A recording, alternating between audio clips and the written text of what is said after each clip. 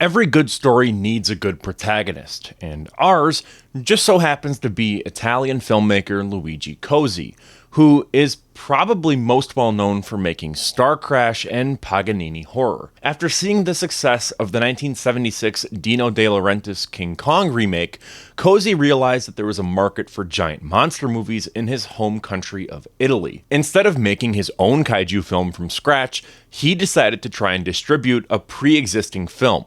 At first, he wanted to put Gorgo in theaters, but the cost of licensing the movie was way too expensive. So, he approached the Japanese film studio, Toho, to try and license the original 1954 Godzilla film. However, Toho could only provide negatives for the 1956 American version, Godzilla King of the Monsters. When Cozzi's distributors refused to release the black and white film, he decided to colorize it. From there, negotiations continued and ended up getting approval to colorize the film, with the catch being that Toho would retain ownership of the colorized negative. Cozzi, on the other hand, had final say over the stock footage, music, and colorization. At the time, there was this unofficial rule of sorts that theatrical films in Italy must be 90 minutes or longer in order to actually play in cinemas. Godzilla King of the Monsters is only 80 minutes long, so Cozzi needed to figure out a way to add 10 extra minutes to the film in order to fit that 90-minute minimum runtime. Cozzi decided to add in stock footage of real wartime destruction for a more violent and updated look.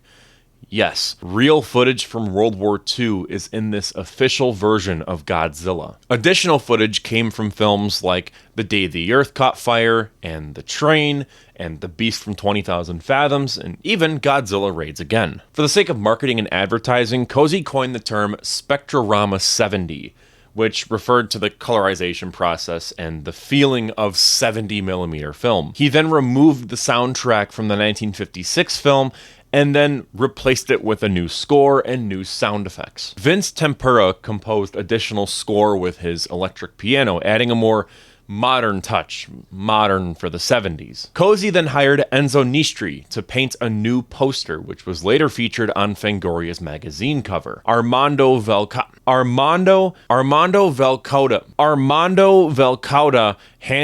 That's not right either. I know that's not right. I'm sorry, I'm so bad with Italian names. Fuck it. Armando V handled the film's colorization, while Cozzi's mentor, Alberto Moro, edited the film with Cozzi. So here's the most interesting part. The colorization was done frame by frame using stop-motion gel photography, and it took 3 months to make. Nowadays, this colorized version is known as Cozilla, which is a combination of Godzilla and Luigi Cozzi's name. It has sort of a mixed reception, though, from Godzilla fans. In a post made on the Godzilla subreddit 3 years ago, here's what some fans had to say about this film. One person said, "Colorization is usually a joke, but does look cool a few times.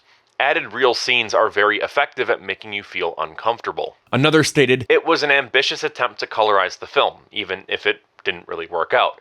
The World War II footage was certainly an effective way to get across the point, but pretty distasteful." While a different user said, "The definitive version of the OG. Sure, the colors are weird, but this captures the true horror of an atomic bomb, the way Ishiro Honda wanted it to be." So what do I think? Well, it's an interesting experiment in not only colorization, but localization.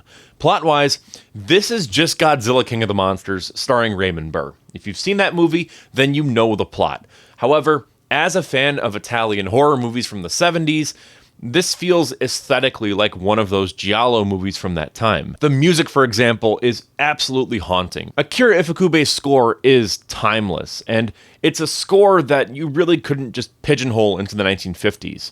However, with this score from Cozilla, you can tell it was made in the 70s, with the very dated yet effective drum machine and synthesizers being used. As a big fan of the band Goblin, this score would totally be something that they would have made. For a while, I actually thought that they did make the score, but it turns out that they didn't. I guess I just must have misheard someone say something like that. I don't know. Regardless, it truly makes the film feel like a horror movie. It's so disturbing to listen to, but it feels like a neat continuation of Akira Ifukube's music from the 54 film, which has sort of this like marching rhythm that both the 54 film and Godzilla both have, which I think is pretty cool. I think if they just reused Akira Ifukube's score, then I probably wouldn't even be making this video, because it would just be kind of meh. Now, the film itself is literally just Godzilla King of the Monsters. However, yeah, it's not good. The colorization is interesting to look at, but it's very distracting at the same time. It's not exactly colorization like how King Kong would be colorized by Turner. It's just kind of like a barrage of colors being thrown onto the screen. I get that they were trying to do something that hadn't yet been done before, technologically speaking, so I commend them for trying. I understand that this took a very long time to make, and it wasn't just something that was thrown together for a quick buck. I also understand that this was a passion project for the director, but it's just not good, and it's not well executed. The added World War II scenes are really disturbing, and I'm not entirely certain that it was necessary. Did it add to the horror? Yeah, of course. But it also padded out the runtime. I understand why it's in there, but it felt really distasteful. These are real victims of a tragedy. I think it's okay to recreate these visuals in film by having actors just play these roles and fictionalizing it. But to show real, genuine footage of people dying is crossing a line. It borders on being shocking for the sake of being shocking. It is effective imagery, and it does hammer home the message of the film, but it just feels wrong. I'm not personally offended by it or anything. Like, it's fine, like, okay, but it's more or less an attitude of just being annoyed by it, you know? It feels like an edgelord type of thing. I've also seen some people talk about how this is very psychedelic and how this is the Godzilla movie to watch if you're on acid.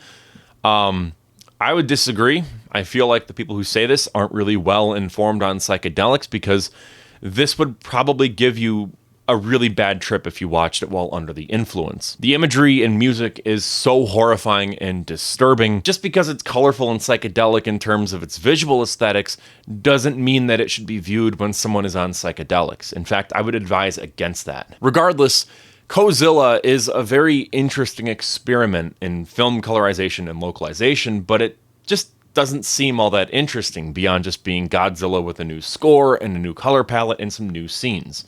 Yes, there are these new changes that recontextualize the original film, but I don't think it's anything to really write home about. It is not the definitive version of the OG movie, as a Redditor stated before.